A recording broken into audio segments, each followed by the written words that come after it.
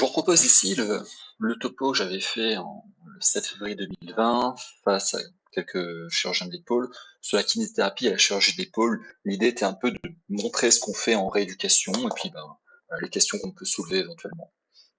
Donc là, je me représentais brièvement. Le plan sera sur les généralités sur le traitement kiné en post-opératoire, puis après on fera un cas pratique et les difficultés soulevées par la rééducation et les pistes d'amélioration.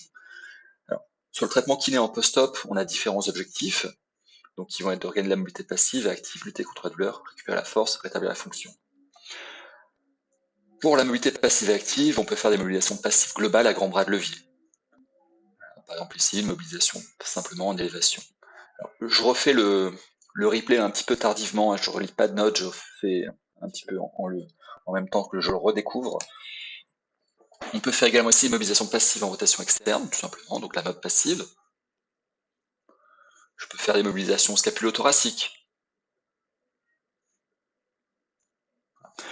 Mais on peut également faire des mobilisations passives plutôt spécifiques, directes, donc à petits bras de levier. Donc ici, par exemple, une mobilisation gléno-humérale en glissement post, en vue de gagner peut-être cette RE2. Je peux faire des mobilisations acromioclaviculaires. Je pourrais également faire des mobilisations actives aidées ou actives. Ici, par exemple, je fais un travail actif en RE2 pour regagner l'amplitude de RE2. Et on pourrait également faire du travail excentrique des muscles opposés au mouvement restreint. Avec par exemple ici, pour récupérer l'adduction horizontale, d'aller chercher à freiner ce mouvement de retour. On a également à notre disposition des techniques de contracté-relâché, avec ici par exemple le contracté-relâché du grand rond. Je demandais au patient déjà de contracter, donc de me pousser vers ses pieds, je bloque, je demande de relâcher, puis après j'essaye de l'entraîner un petit peu plus loin. Et enfin, on va pouvoir essayer de réactiver certains muscles avec des techniques d'électrostime ou autre chose. Sur le traitement kiné en post-opératoire, on a différents objectifs. Regagner la mobilité passive active, lutter contre la douleur, récupérer de la force, rétablir la fonction. Pour lutter contre la douleur, on va faire un travail infradouloureux.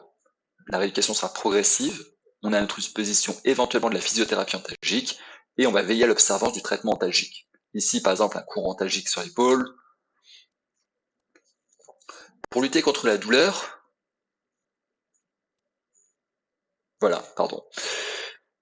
Généralité, ici, maintenant, on va voir pour récupérer la force. Donc, pour récupérer la force, on peut entretenir l'atrophicité musculaire par l'électrostime, on peut faire du travail actif aidé, du travail actif. Par exemple, ici, une électrostimulation musculaire, ou alors du travail actif, simplement, par exemple, un rameur bas, coude plié, puis après coude tendu, progressivement, on veut partir en abduction, arriver paume de main de face, voilà, et on pourrait aller carrément en chandelier, donc ça, c'est une évolution possible du travail musculaire. Maintenant qu'on a vu récupérer la force, on va voir peut-être rétablir la fonction. Donc la fonction, c'est de la mobilité. Il faut une épaule souple, de la force, stable. Il faut que le patient soit stable et se sente sûr sur son épaule et qu'il ait un bon contrôle neuromusculaire. Ici, par exemple, on va rétablir un petit peu l'automatisation de la bascule latérale de la scapula lors du mouvement d'élévation. Pour que le patient reprenne un bon schéma fonctionnel, puis je peux rajouter un petit travail de compression en fin d'amplitude. Ici, on va travailler des chaînes fonctionnelles avec par exemple des diagonales de mouvement.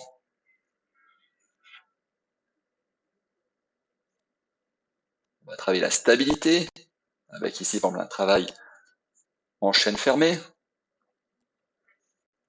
Et le contrôle neuromusculaire, globalement, c'est la capacité de l'épaule à réagir à des sollicitations inattendues, de manière rapide, de manière vive. Voilà, c'est vraiment faire face aux accidents qui peuvent se passer, enfin voilà, que l'épaule soit prête à recevoir une contrainte.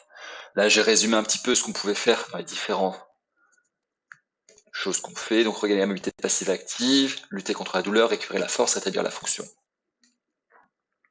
Maintenant, on va voir un petit peu la rééducation classique d'une rupture de coiffe.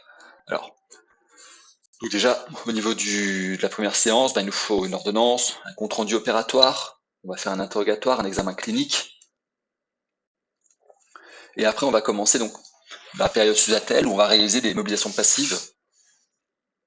On va entretenir l'atrophie musculaire de la coiffe postérieure par de l'électrostimulation, par exemple.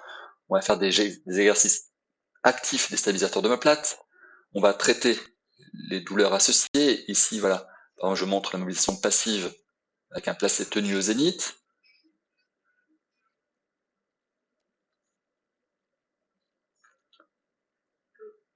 Ici, le patient actif ses stabilisateurs d'omoplate, donc toujours dans cette phase initiale.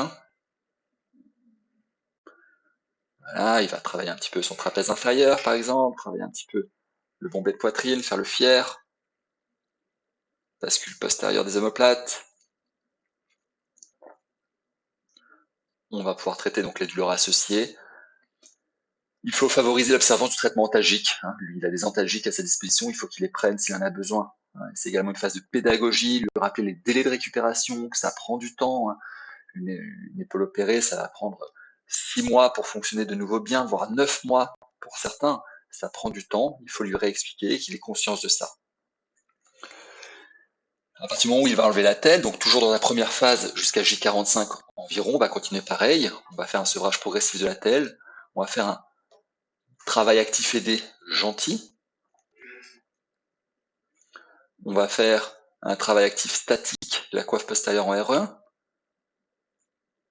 on va faire un exercice actif des stabilisateurs d'omoplate, par exemple ici un rameur bas, je n'irai pas aussi fort, entre guillemets, aussi loin tout de suite, mais voilà, on va commencer à travailler un petit peu ça.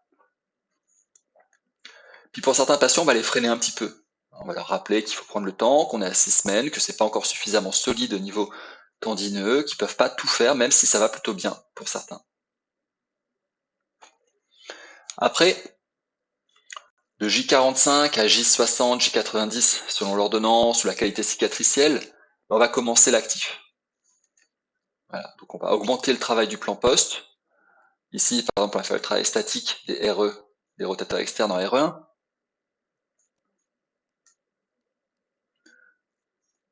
On va peut-être devoir faire un peu plus de mobilisation passive spécifique directe de la glande humérale pour continuer à gagner des amplitudes.